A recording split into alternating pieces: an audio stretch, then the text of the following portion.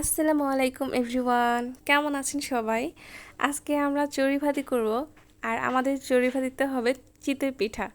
আর আজকের চড়ুই ভাতি করা হবে আমার ভাগ্নির জন্য, কারণ তার খুব ইচ্ছা করছে সে তার নানুর হাতে চিতই পিঠা খাবে। তাও আবার তার নানু তাকে খেলা করার জন্য যে পিঠা বানানোর একটা খোলা কিনে দিয়েছিল, ওই খেলা করার খোলার মধ্যেই হচ্ছে পিঠা বানাতে হবে।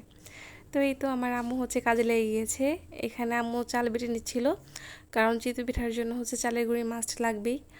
আর এই তো অলমোস্ট শেষ চাল বাটা, এখন হচ্ছে একটা গোলা করে নিতে হবে। আমরা এখানে কুসুম গরম পানি দিয়ে চালের একটা গোলা করে নিয়েছি। আর এখানে আমার ভাগ্নি অনেক বেশি মজা করছিল, তার অনেক বেশি আনন্দ হচ্ছিল। এই যে চুলা বানিয়ে নিয়েছি আমরা। ছোট করে একটা চুলা বানানো হয়েছে, যেহেতু চড়ুই ভাতি এখানে তো ছোট চুলাই লাগবে, বড় চুলাতে হবে না। বা আমরা হচ্ছে খুব অল্প পরিমাণে রান্না করবো, তাই ছোট করে রান্না করে মানে ছোট একটা চুলা বানিয়ে নিয়েছি। আর ছোট বাচ্চাদের চড়ুই ভাতি বলে কথা, ছোট হলে সবারই ওরও অনেক বেশি ইন্টারেস্টিং লাগছিল যে নানু তার জন্য আলাদা করে একটা চুলা বানাইছে। আর এই তো পিঠার গোলাগুলো আমরা দিয়ে দিয়েছি। দেখা যাক আজকে পিঠাগুলো কেমন হয়। এই যে দেখুন, পিঠা কিন্তু মাশাল্লাহ খুব ভালো হয়েছে। আর চুলাটা ছোট হলেও চুলাতে কিন্তু বেশ ভালো আগুন এসেছে, মানে তাপটা অনেক বেশি ভালো পাচ্ছিল বড় চুলার মতোই। এই যে আমাদের চড়ুই ভাতি শেষ, পিঠা বানানো শেষ। আল্লাহ হাফিজ।